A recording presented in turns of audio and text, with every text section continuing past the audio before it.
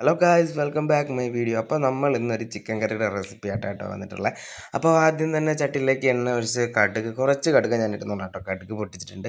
അത് നേരത്തെ തന്നെ ചിക്കൻ വറുത്ത് കോരി വെച്ചിട്ടുണ്ട് കേട്ടോ. അപ്പോൾ കോൺഫ്ലവർ വറുത്തത് എന്താണെന്ന് വെച്ചാൽ കോൺഫ്ലവറും അതേപോലെ തന്നെ കളർ ചേർത്തിട്ടില്ല, ഉപ്പും മുളകും ബാക്കിയുള്ള മസാലയൊക്കെ ചേർത്ത് വറുത്തെടുത്ത് ചിക്കൻ എടുത്തിട്ടുണ്ട്. പിന്നെ നമ്മുടെ എണ്ണയിലേക്ക് വെളുത്തുള്ളിയും ഇഞ്ചിയും അതേപോലെ പച്ചമുളകും പൊട്ടിച്ചിട്ടിട്ടുണ്ട്. പിന്നെ സവാള ഇട്ട് നല്ലപോലെ ഒന്ന് മൂപ്പിച്ചെടുത്തിട്ടുണ്ട്. അതിനകത്തോട്ട് ഉപ്പിട്ട് ചേർത്തിട്ടുണ്ടായിരുന്നു കേട്ടോ. പിന്നെ നമ്മൾ മല്ലിപ്പൊടി, മുളക് പൊടി ഇതെല്ലാം ഇട്ടിട്ടൊന്ന് മൂപ്പിച്ചെടുക്കുന്നുണ്ട് കേട്ടോ. നല്ലപോലെ മൂത്ത് അതിൻ്റെ പച്ച മണം മാറുന്നത് വരെ നല്ലപോലെ മൂപ്പിച്ചെടുത്തിട്ടുണ്ട്. പിന്നെ അതിനായിട്ട് കുറച്ച് ഉലുവപ്പൊടി ഇട്ടിട്ടുണ്ട് കേട്ടോ.